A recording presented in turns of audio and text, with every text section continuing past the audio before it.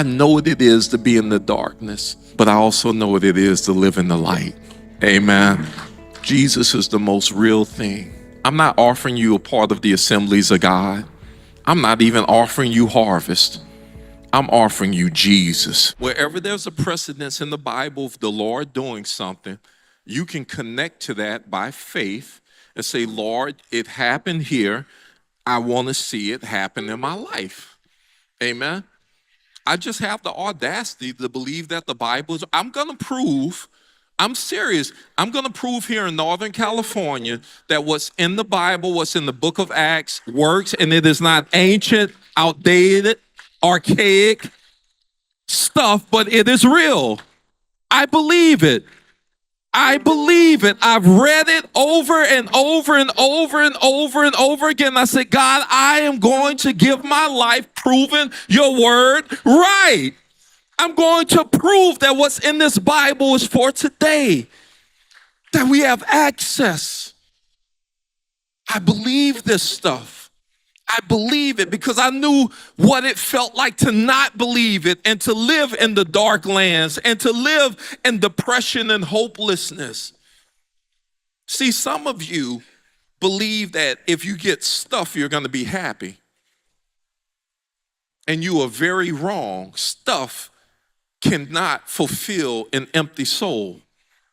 That's why I always share my testimony, because I don't want you to think I was not a Christian as a teenager.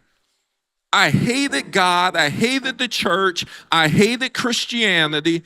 I hated everything it represented because I never saw an authentic, real version of it until I went to college and I met a man who was born again, who loved Jesus, who read the Bible, who practiced and lived the Bible.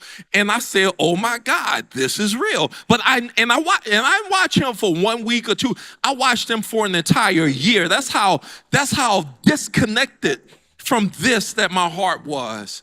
For a whole year, I watched him. I watched how he dealt with us. I watched how he treated his wife. I watched how he treated his son. I watched everything about this man's life. I watched how he ran his business. And after a year of watching this man, I could do nothing but come to the conclusion, based upon the testimony and the witness of his life and lifestyle, that Christianity was real and the Bible was true. But that was a year of me observing and watching closely. And in that time, multiple scholarships. The team that beat the University of Southern California in their bowl game last year, Tulane University, has a scholarship to that school. All of these schools, scholarships. MVP of my district in football, all-state running back, broke the records of my school in yards and touchdowns. I'm in the newspaper, I'm on television, had a cute little girlfriend, had the lowrider vehicle, and I was empty. I was miserable. Every goal that I had, I reached it. And I said, what's wrong with me? What's wrong? I was told my whole life, if you get this stuff, you'll be happy. If you achieve these things, you're going to be happy. And when I found out that was a lie, that's when I started struggling with suicide. Because I said to myself, what else do I have to live for? Is this it? Is life about accumulating meaningless stuff that makes you feel nothing? Is that you get the fix? It's like a high. You use it, then it's done. You participate in it, then it's done. You have it, then it's done, and then you're empty again. So you got to find something bigger and better and more. And the more I got, the more empty I felt. Like, this doesn't make sense. What everybody told me is not true. What everybody told me is not true. But it wasn't their life, it was my life on the line. And that's why I got saved. Because when I met Christ, for the first time in my life, finally, something was real. Something was authentic. something was true. For the first time, I had searched, I had looked, I walked, I did everything, but for the first time, I finally found something that was real. I love my family, but they didn't do it. My little girlfriend didn't do it. Being in the newspaper and on television didn't do it. Breaking records didn't do it. Having the scholarship didn't do it. None of it made me happy. But when I met this Jesus,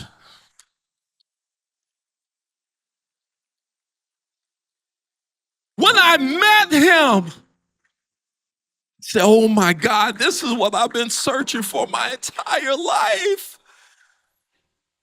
See, religion disappointed me because people offered like, hey, religion, tried it. I'm like, that ain't it. So you worse than I am. At least I'm acknowledging how bad I am. You're just putting a facade on, pretending like you're good. Do you want to know why Pastor Elizabeth and I say the things that we say? Because I will never stand before God and play games with God's people and offer you something that's fake and phony. What we say has been tried and tested in the furnace of truth and of life.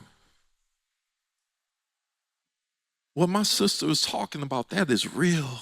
Because I've been where you're at. I know what it is to be in the darkness. But I also know what it is to live in the light. Amen.